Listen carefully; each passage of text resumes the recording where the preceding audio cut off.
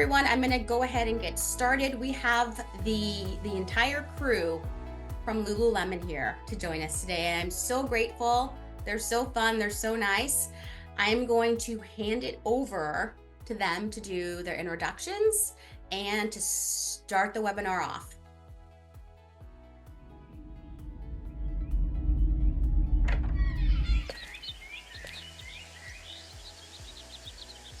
春天是季节，是开始，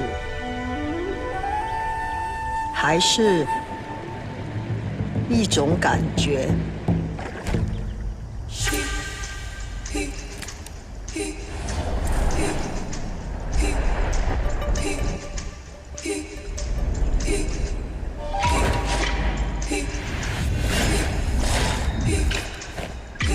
让念头流动，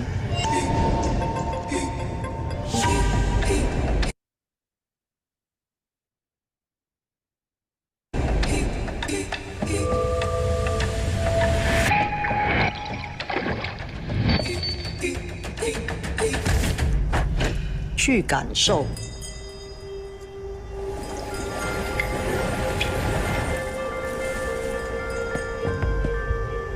肾和心去找春天。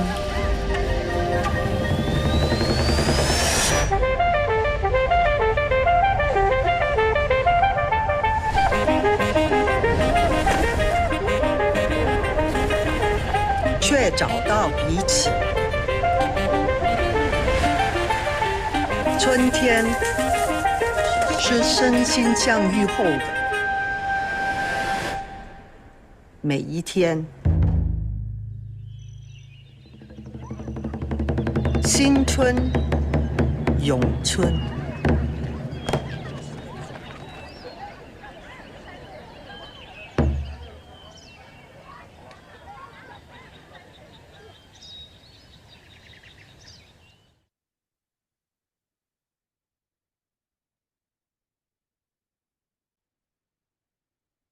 Be spring. We hope this video not only brings in the positive energy of new beginnings, but also the vibe of what our brand is about. Hello, my name is Pauline Chu, and I would like to begin by acknowledging the Indigenous peoples of we are on today. While we meet today on a virtual platform, I would like to take a moment to acknowledge the importance of the lands which we each call home. I'm joining you from Lululemon's global headquarters, which is situated on the traditional, ancestral, unceded territory of the Coast Salish peoples, including the territories of the Musqueam, Squamish, and Tsleil-Waututh nations, known today as Vancouver, Canada. As a leader of the Supplier Inclusion and Diversity team at Lululemon, I'm honored to kick off our session on vendor inclusion, bridging equity, and empowerment. Together to deliver the session with me are two amazing women, actually now four amazing individuals. I just learned today that we have a fuller team today. So I'll kick it off to Michi, who will kick off the introductions, and then on to Sabrina and Lamar, and also Carrie. Thanks so much, Pauline. Hi, everyone. I'm Michi Gardner-Dorsey. I'm the Director of IDEA, which stands for Inclusion, Diversity, Equity, and Action here at Lululemon, as well as for Global Supply Chain and Global Programming.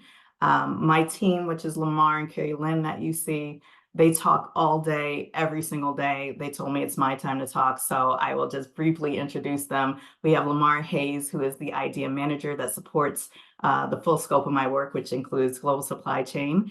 And then we also have Carrie Lynn Burrows, who is our IDEA lead that supports the global programming and project side of things. So we are really happy to be here. I'll pass it to you, Sabrina.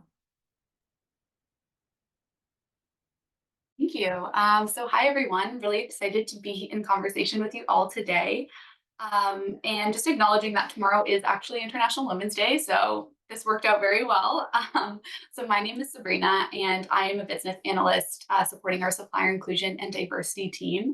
I am based out of Toronto, Canada, and just a couple things to know about me. I thought I would kind of share a couple things. So one is that running is my favorite form of movement, and my favorite season actually is spring.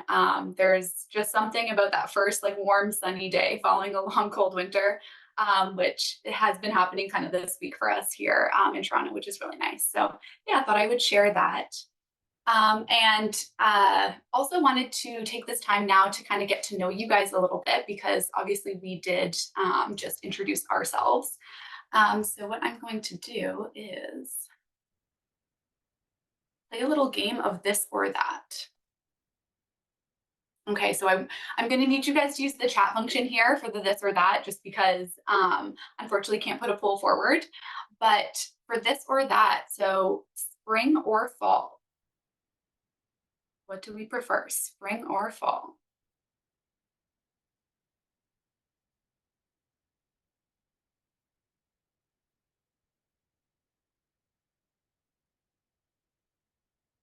Okay. Okay. Now for movement, do we prefer running? Do we prefer something like yoga, maybe Pilates? What's our favorite form of movement?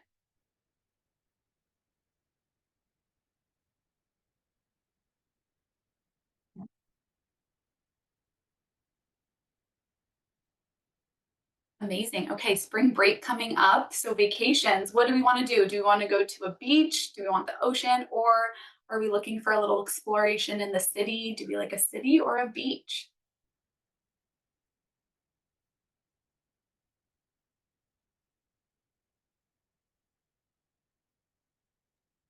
I love the mountain choice. I'm a skier as well. Okay, food always on the mind. Do we like it salty or do we like it sweet? I'm definitely a salty girl, so I would say salty for myself, but sometimes sweet too.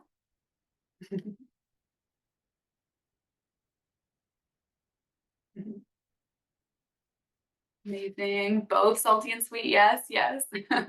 Okay, and the last one I'm going to ask is your favorite Lululemon product out of the two. So, do we like our Align or do we like our Everywhere belt bag?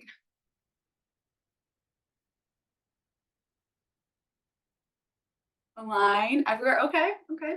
Both. It seems like it's split pretty 50-50. Nice. Okay, great. Well, that was fun getting to know everyone a little bit more.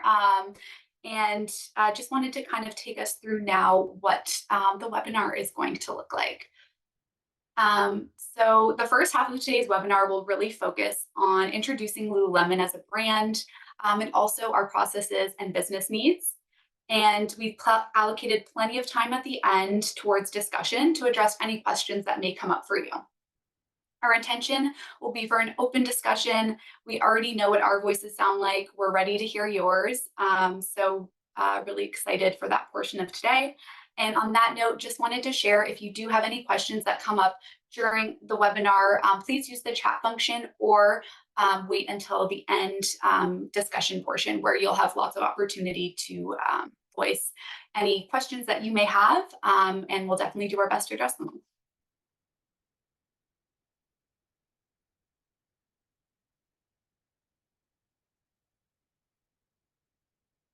Okay. So Lululemon, we are a community-centric brand focused on creating transformational products and experiences that build meaningful connections, unlocking greater potential and well-being for all. So we were founded in Vancouver, but we've since expanded to become a global brand with over 680 stores and over 34,000 employees worldwide. We encourage you, if you get the opportunity, to visit one of our 680 stores or our 681st store, which is our online corporate website, where you can shop as well. And it'll give you the true Lululemon experience. For myself, what I appreciate most about Lululemon is our wonderful people, and also that we are a purpose-driven brand and our values guide everything we do, from our business strategy and innovation to how we connect and build our strong culture. And now I'm going to pass it over to Michi to show how we bring those values into action. Thanks, Sabrina.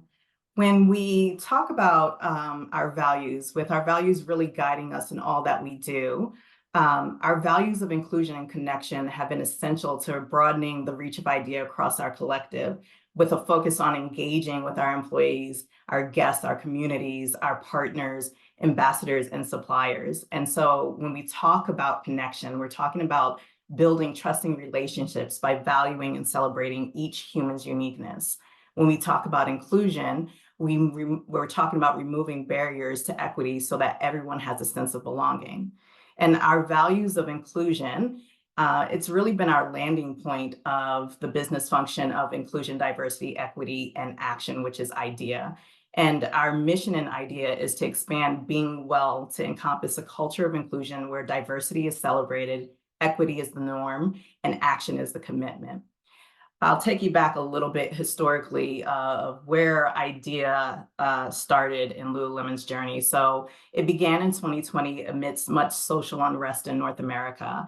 And during that time, Lululemon committed to learning, being, and doing better in the organization, or as an organization. And so we made several commitments. We committed to increase funding, accelerate actions, and create accountability. We committed to creating an ongoing dialogue between employees and our collective and our senior leaders. We committed to training, learning, and development. We committed to increasing diverse representation. And we committed to being an advocate for change and using our voice to do that.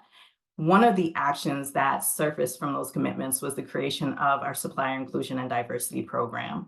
I stepped into this role in 2021, and Stacia Jones, who is my boss and the VP of IDEA, Employee Relations and Employee Policy and Compliance, she said, we need a program.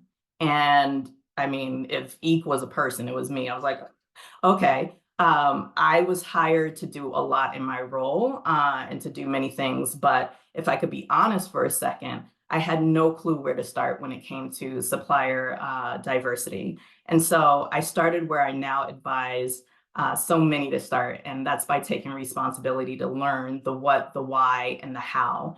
And while I was on my own journey of discovery to making this a reality at Lululemon, there was one thing that stood out for me, one thing that I stood on for sure during this journey, and it was this, that it was important that the name of our program included inclusion, right? I wanted to make sure that the same core value that serves as our IDEA North Star would serve the same within this program. And so that we're in, the action of, or the work of removing barriers to equity, and that suppliers also felt that through conducting business with Lululemon, they knew they had a place, they knew they belonged in our collective. And I'm truly, truly thankful for both Pauline and Sabrina for leading Lululemon in our journey here, our continued journey on within our IDEA commitments with supplier inclusion and diversity. And now I'll turn it over to the real experts, which is Sabrina and Pauline. Sabrina? Thanks, Michi. All right. So our commitment to supplier inclusion and diversity really is founded on 3 pillars. So the first is economic empowerment for underrepresented communities by way of increasing diverse supplier products and services within our supply chain. We understand the importance of our supply chain reflecting the diversity of the communities that we serve and operate in around the world and on a daily basis. Just beyond our spend, though, we are also committed to unlocking equity within our sourcing process and ensuring that supplier inclusion is at the forefront of every one of our sourcing decisions. This means actively seeking out diverse suppliers to participate in sourcing events and leveraging our partnerships with our strategic non-diverse suppliers to advance supplier diversity as a whole. Lastly, we're committed to supplier development and supporting the growth of diverse suppliers. We're really at the beginning of our supplier development journey, which we're so excited about. And we're really excited to provide resources and opportunities for diverse suppliers to expand their capabilities and scale their businesses.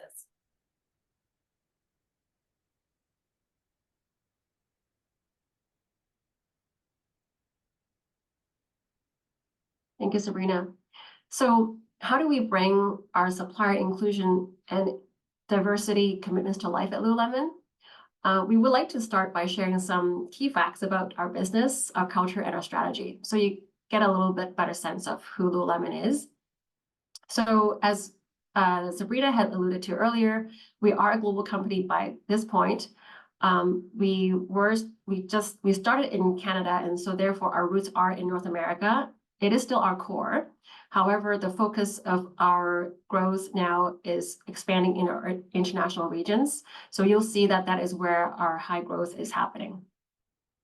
We are also an omni-channel, vertically integrated retailer, which means both our brick and mortar stores and our digital channel are key to our success and continued growth.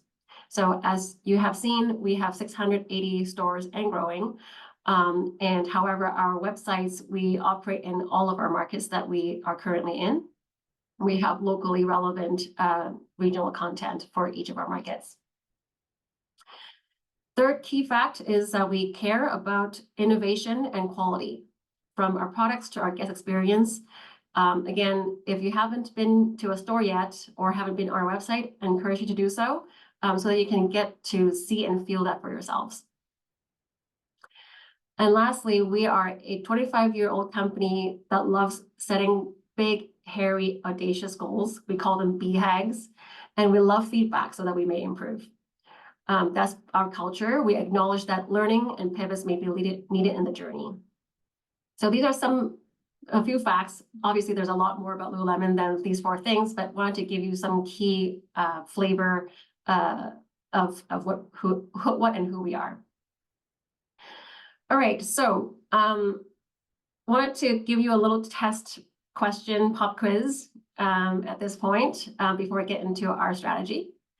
And so using the chat function again. So I'm going to ask you a question, and don't use Google, don't do any search, just whatever it is your gut tells you. So the question is, does Lululemon sell shoes? Yes or no?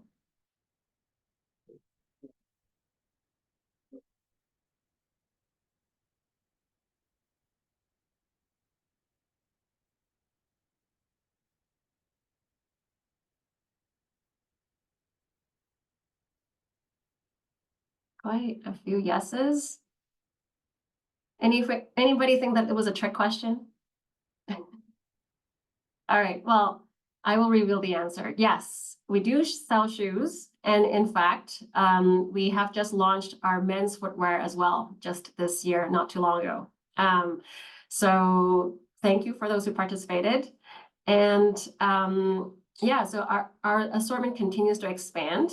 And Sabrina, if you can, yeah, next slide, thank you. So as we talk about our strategy, we have a lot of different things that we are into, but wanted to really ground us on what is the strategy that anchors us. So this right now, what we're showing here is our Power of 3 x 2 strategy, which is our current 5-year strategy that was created in 2022. For context, we had a previous 5-year strategy that was from 2018 to 2021. At the time, we called it Power of 3. And our goal was to drive our revenue, double it between 2018 and 2021. And we hit that goal actually a year ahead. So we decided to double down in 2022 because, hey, if this works, why not? Let's do it again. So the new goal is to double our revenue again from $6.25 billion in 2021 to $12.5 billion in 2026. So in a matter of 5 years, double by that amount. So, and our current 5-year strategy is built on the same 3 strategic pillars that we had before, which is double men's revenue, double digital revenue, and also quadruple international revenue, all within the span of 5 years. And so just want to call out that these are the areas where we want to stretch ourselves while we want to continue to build on the strength of our core business areas. As you know, women's is probably our the first category and our strongest category still. And we don't want to lose any of that. So we want to build upon what we already are strong in as we continue that expansion. Wanted to call out to what underlies all of these pillars is our impact agenda. So supporting our growth, it's very important that we have our impact on people and planet as well. Our people and planet priorities are imperative to our value and growth, because without our planet, we don't exist. And as well as like all the communities that we are in relationship with as well. This underpins why we are here today. Our IDEA team and our supplier inclusion and diversity team are here. We work with our supplier communities and also with our internal business to bring this part, the impact strategy part of our strategy, to life. All right, so getting into the nitty-gritty, where do we use suppliers? Where does Lululemon use suppliers? Obviously, there is our direct side, our product side. We're here today to talk about our indirect procurement categories. That is where we find a lot of opportunity to partner with diverse suppliers. So there's a listing here. We will send this to you after the call, so don't worry. But I do want to spend some time here so that you can absorb it and take a look. But basically, the services and goods that we buy span from corporate services to professional services, facilities, technology, marketing, packaging, distribution, logistics, etc. And there are subcategories underneath each of those headings. So given this listing, I'm very curious to find out, and this is again another way to get some input from you. Which of these categories do you see your business having a potential fit with Lululemon's needs? Feel free to put that in the chat. We'd love to see what comes up.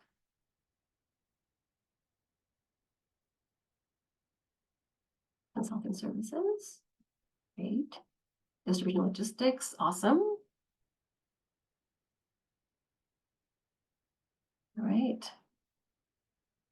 Keep them coming. We'd love to see more.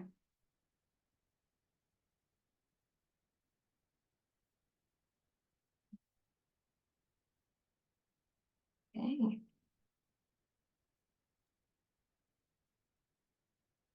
Looks like we have at least 3 or 4 of these big category.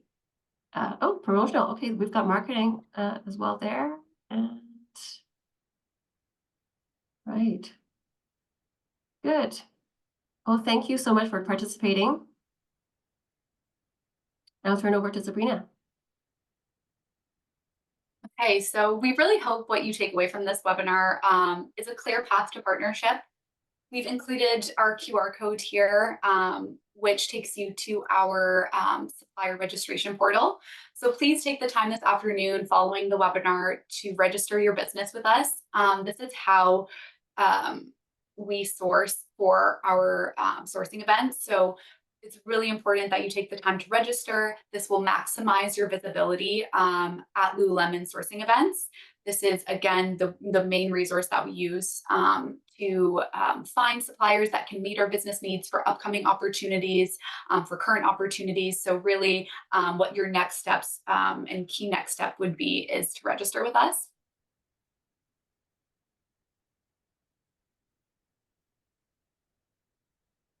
Okay.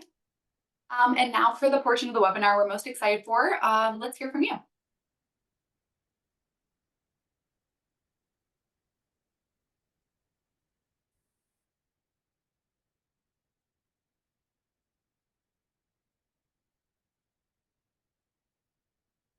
Is there a raise hand function, or do we let people come off mute? Yes, there should be a raised hand function. Yeah. And I believe everyone has the ability to unmute themselves. Yeah, Rose has her hand raised. Hi. Can you go into deeper into my interest is the professional services side.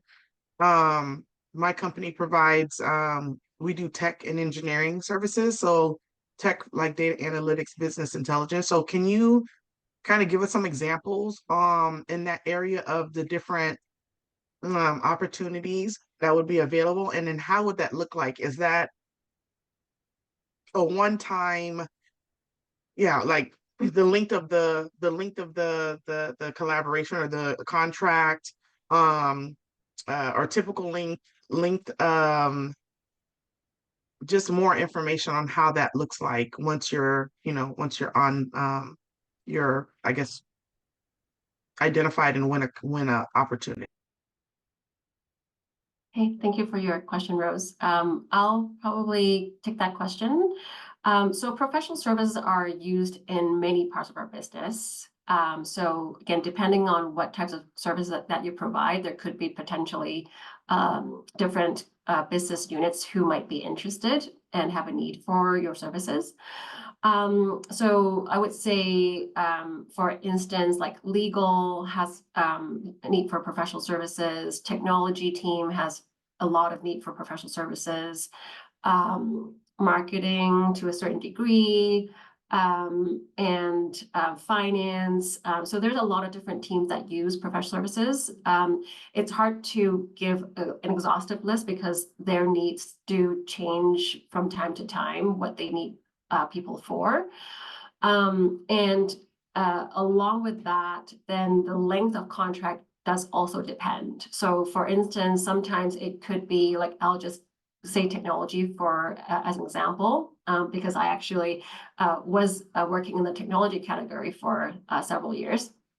So in their world, technology professional services could be implementing a system. So for that type of engagement, it would be maybe a year, maybe 18 months, depending on what is the scope of work.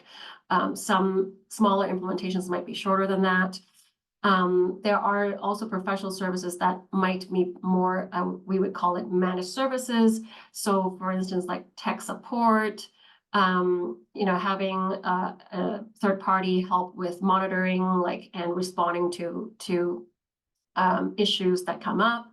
Another area that could be like something similar like that could be like our call center. Like our call center, we have both our in-house teams, as well as we do also augment with an outside firm to provide contact center services. So there's many different ways that we use third parties at Lululemon. So I think the best potential next step is, Rose, for you to maybe register with us, show us what your capability statement is so that we can further look into where there might be a fit.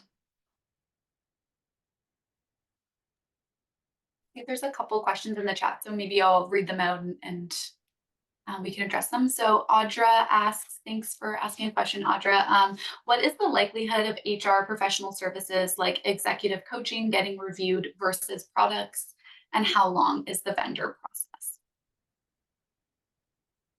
So I can start off, and then Pauline, if you want to add in, or Michi as well.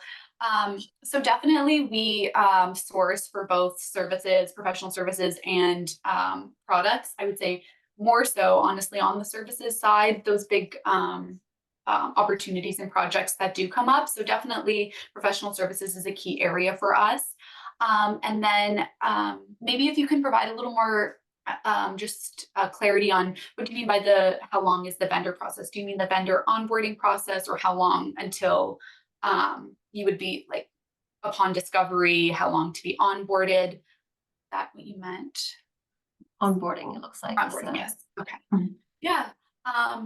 So essentially, how typically the process would work once you've registered with us and an opportunity arises. So again, we don't always know when an opportunity will present itself, but when an opportunity does present itself, we go to our resources like our supplier database, which we've provided a link to, and we find suppliers that meet the capabilities that we're looking for in this particular project. And then what we'll do is we'll contact you typically to get more information, talk through some of the specific requirements for whatever project that is.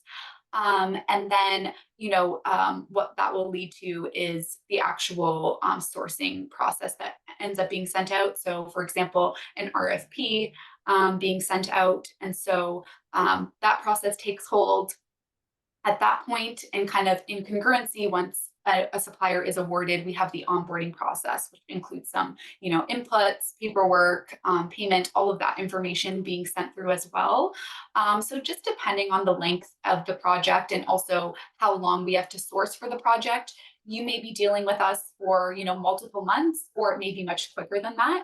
So Pauline, I don't know if you want to add anything to that piece as well. Yeah, I think you covered most of it. I would say the onboarding process, like if we're thinking in terms of like the overall sourcing process, it does depend a little bit on what the business needs are. So oftentimes we are driven by the business timelines of when they want somebody onboarded.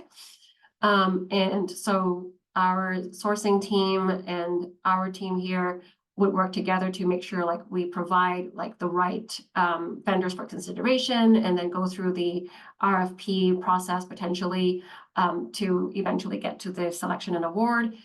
Contract could take maybe a couple of months depending on how complex it is. And then once the contract's signed, then the onboarding happens right away. The actual onboarding, like, setting up the vendor in our system and stuff like that. But I hate to say this, like, it does depend sometimes. Like sometimes if the business has a really urgent need, we will try to expedite the process as much as possible. There are some due diligence processes that we cannot skip, so we will have to go through that regardless. But we do whatever we can to be stakeholder centric and responsive to their needs. So I would say it could be as short, like an onboarding process could be as short as 2-3 months, to sometimes it could be 6 months plus, depending again on how complex something is. I think we also had a question from Vanessa. So Vanessa asked, outside of supplier one, can we email our capability statement to this team? Will emails and slides be available? So yes, we will actually be providing the slides for distribution. So Kimberly will be assisting us with that. So thank you so much, Kimberly. And I would say that so we do have an email inbox for supplier diversity program, but supplier one does have an option to attach your capability statement, and I would say that is the best place for it. Describing your capabilities and attaching it into the registration portal is your best bet, because you email it to us, it's just going to live with a person versus our actual technology. So for increased visibility, to ensure people are seeing, your capabilities, I would really put as much detail and the most important details in your registration. But we do have a supplier diversity at lululemon.com email that you can also send it to. But yeah, I really would stress that you prioritize utilizing the registration portal.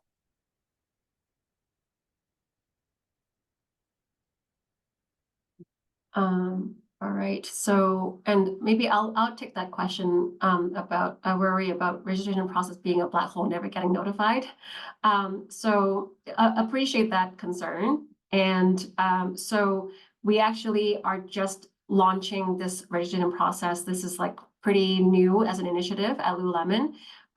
We have just launched it this week. So actually this group is our very first group to get this. So I would say we are going to go through the registrations in a very quick manner, because this is like, we would really love to see like the engagement from this group on how much the portal is being used, and also getting some feedback. As I was saying earlier, if something is clunky in the process, if something is like, is not working well for you, we would love to hear about it, so that we can also bring it back to our vendor who sets up this portal, to see what any enhancements or improvements can be made. But having said that, I think you don't have to worry about this being a black hole, because we are actually super excited to use this portal. It helps us streamline all of the communications and receive the information in one place, and be able to search on things afterwards easily.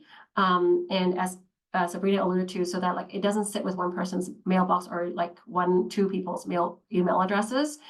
Anyone on our team eventually can actually search in the database, which is what we are super excited about to enable in the future, once we have more suppliers who register with us.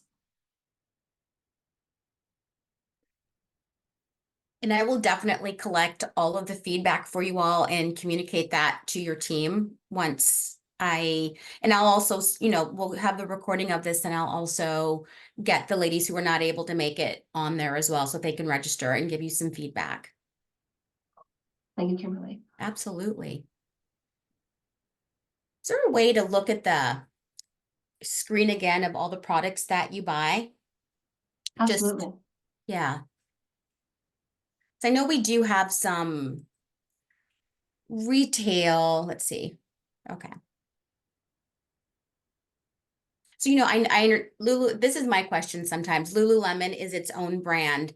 And once in a while, I'll see other products in there that are from another company. What does that look like? Let's say, I know Rose, she makes gourmet popcorn. And so we do have women who have products on here. So I'm just wondering what opportunities for tangible products look like.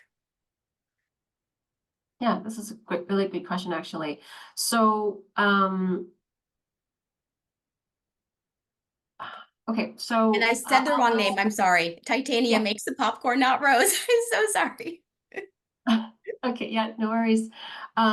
So I can see some potential, so again, I want to distinguish between what we sell in our stores and what we use outside of that, right? So anything that is related to actual goods that we charge people for is probably not going to be in scope for what we're talking about today. Now, having said that, there could be activations, events, we might organize a 10K event, in a certain community, 10K running event, or it could be something we have a store opening, or we have a recruiting event. There's a lot of those events that potentially could use goods and services that are not just branded Lululemon things, right? Obviously, we will have branded things we might have our keychains, or whatever else, maybe our mugs and stuff like that. But the mugs we could also co-brand with a mug that's manufactured by somebody else. So that could be a potential as well.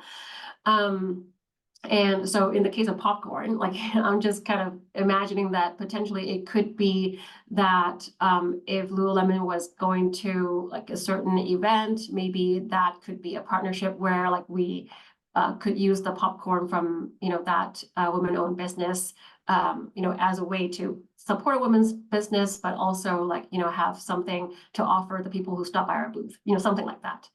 I'm just thinking, what are the possibilities? I think there are a lot of different possibilities that can be. We just need to know who's out there. I think that's where we want to start, is understanding in this community, in this group, what are the different products and services that exist. And then we will also look, as we connect with our internal business units, our teams, we will find out what is happening, what are they looking for, what are they searching for, and try to find a match for the two. Excellent. Yeah, and I just wanted to take the time also to kind of mention something like a popcorn product or purchases that would be, I would say, occurring probably outside of our standardized procurement process, just because they are a lower dollar amount. That also happens in a different process than some of those larger, large scope of professional services and that type of sourcing event. And even more so, I would say, for those products that happen more on the individual purchase level at Lululemon, use of the portal and registering with us is so important, because then our stakeholders can go and access this information if they know they have an activation coming up and they're looking for some products to include as part of that activation. They'll be able to search in the database and see potential options for them. So definitely very important to do so, especially on a scale like that, because there's not so much as a formal sourcing process that takes months that happens for purchases like that, I would say. Mm-hmm. Very good. So I'm hearing registering is super important. Getting your capability statement loaded in there, super important. What does it look like? What is too long to wait? So I've registered. I haven't heard back. What should that expectation be before we say to ourselves, it's time for me to reach out again. And when they do reach out, what's the best way? Should they grab an email from this webinar? I just want to know what that looks like when it's time. You know, we all have that waiting game and we're all anxious and we all want to get that response. But maybe if you could walk us through a reasonable time frame and what that could look like. So maybe I can take that one first, and Sabrina, feel free to add to it. So I want to just ground ourselves, like obviously registering doesn't mean that there will always be a match, right? So we're hoping to learn from the community, like, you know, what services and goods providers there are out there. And then we will, as we work with our different teams throughout the year, we will learn about what their needs are, and then we will then tap into like the database of the people who have registered to see like, oh, you're looking for this, there might be a match. So we will then grab the match and then bring it to our stakeholders to say like, hey, if you're looking for contingent staffing, you know, we've actually got these 5 that we have, you know, seen from our database, you know, how about let's consider these, right? So, and then there will be that process of like, okay, going through those 5 and then seeing which ones might be actually a good fit for that particular need. And then kind of boiling down like the actual shortlist to go to actually sourcing and negotiation conversations and all of that. So because of that, like it's hard for us to really say how long it would be between registration to the actual outreach, because it depends on whether there is that business need at that particular moment. And so it could happen really fast if there happens to be a match, but it also could take some time if there isn't a need at that particular time.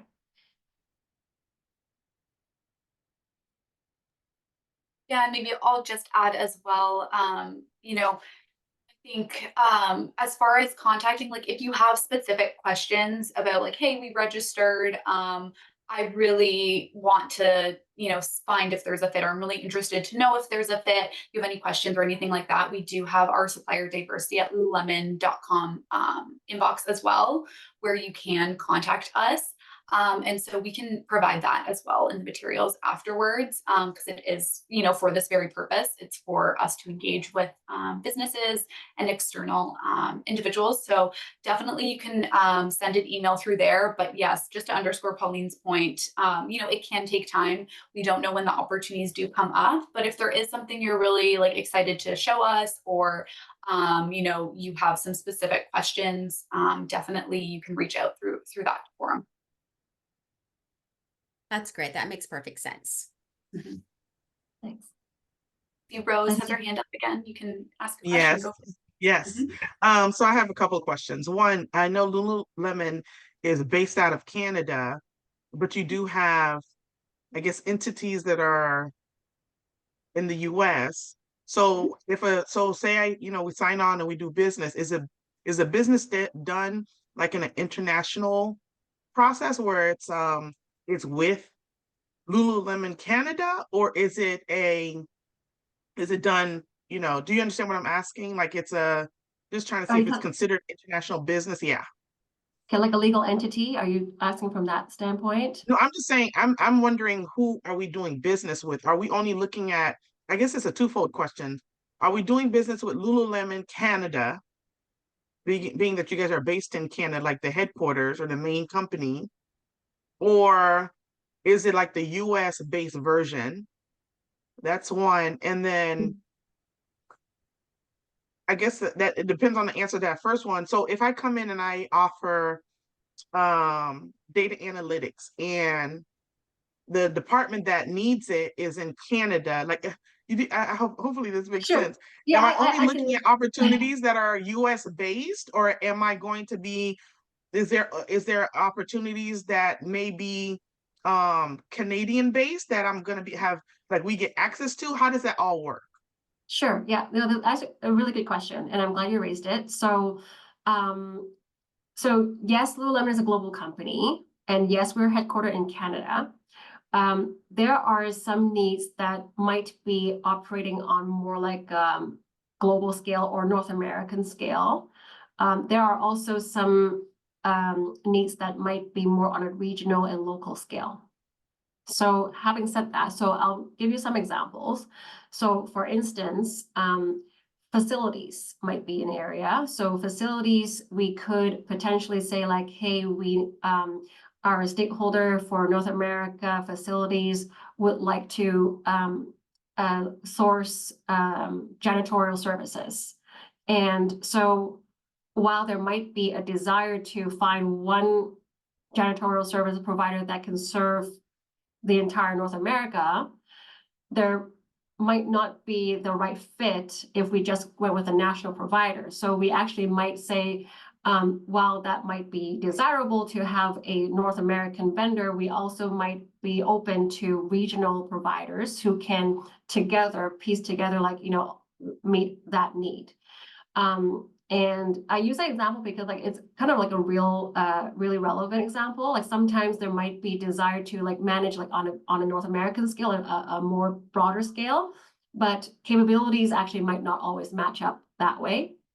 So in that case, then like there would be potentially like local awards or at least regional awards, but it is still managed by the North American team, if you will, from the Lululemon perspective.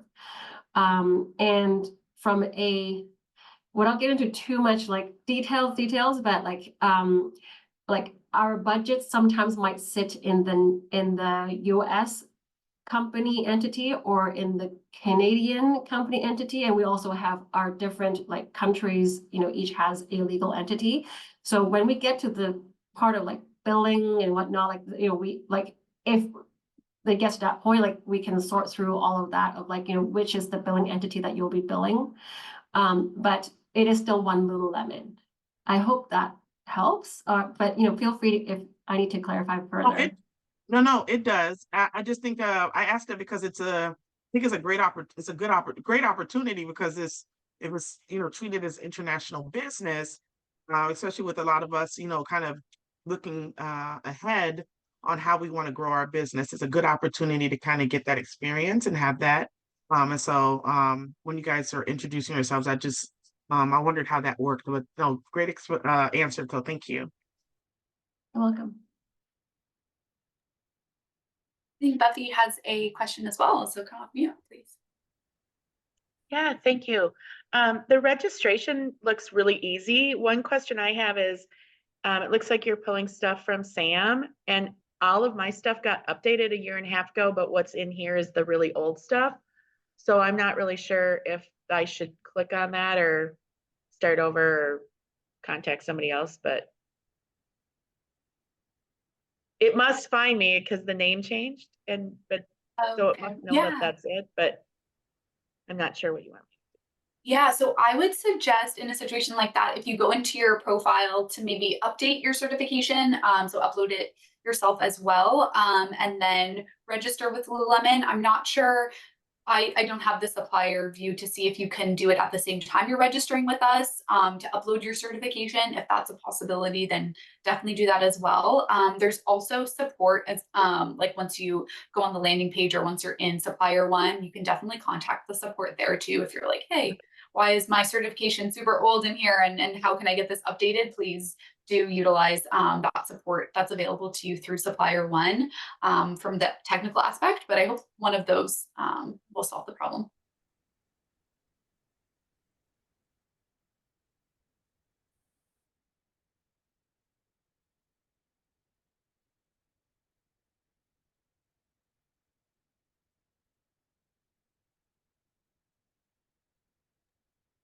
Okay, I do see we have about 7 minutes left. So if there are any more questions, please do bring them forward.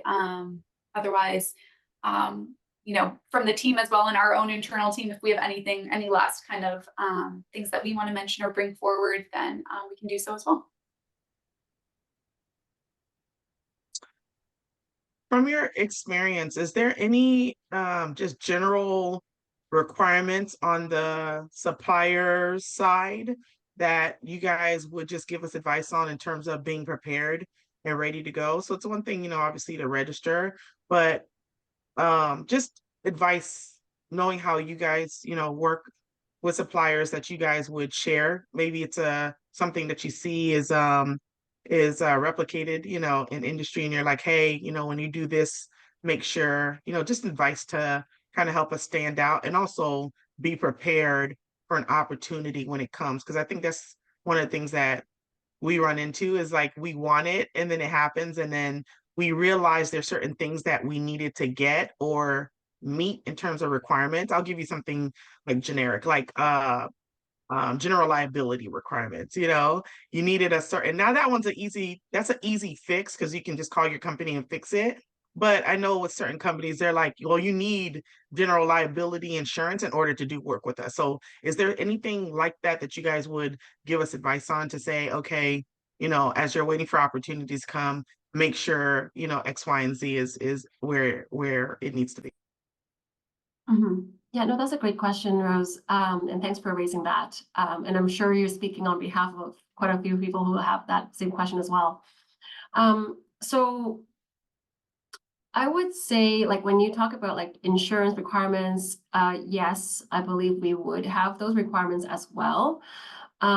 We have some standard language in our contract templates that might speak to like what the insurance requirements are and whatnot. And the other thing that I could think of as well that could apply, maybe not to all the categories here, but so cybersecurity, like in assessing, how secure your systems may be, like if your systems might need to talk with Lululemon systems, or if any of our data might need to pass through or be handled by your company. So things of that nature, there would be likely a information security assessment that would be conducted as part of the due diligence process. So those are a couple of things that I could think of like right off the top of my head. But I would say there's also like more like unique potential requirements applicable to certain types of services and or goods. For instance, like if I use the example of like packaging, we might have certain requirements about the environmental compliance, like making sure that it's responsibly made, no harmful chemicals, and also talking about like we do have a vendor code of ethics with regards to like no child labor or forced labor, like so things of that nature. So there are some, I would say, compliance requirements that we do have, and like it's a kind of, I would say, a minimum requirement that we do look for, because we don't want to have like sweatshops, helping Lululemon. We do very much care about equity and well-being. So we want to make sure like that our supply chain is clear of any of those concerns.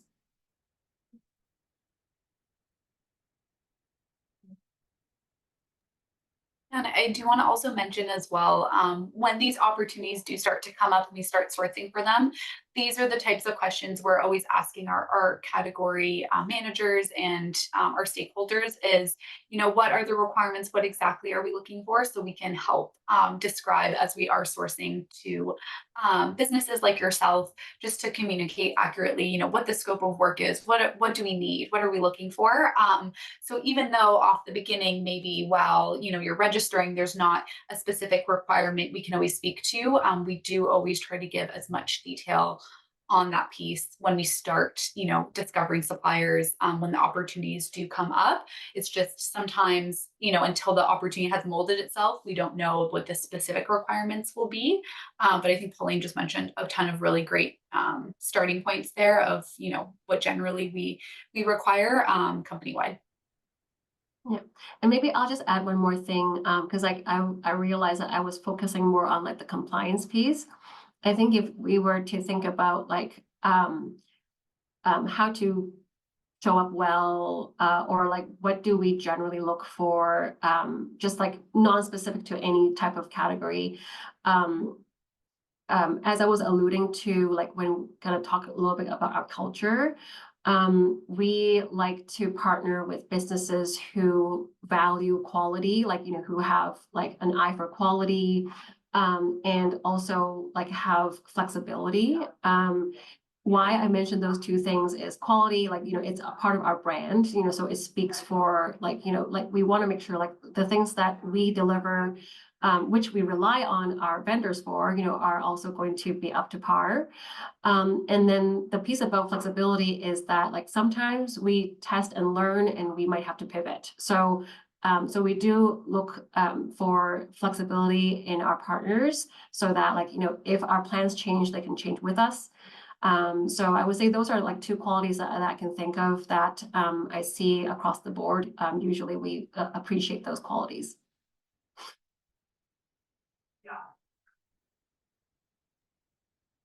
This was all great. Just all the questions, and I know we're coming up to the top of the hour, but I do want to thank all of the participants for engaging and asking great questions.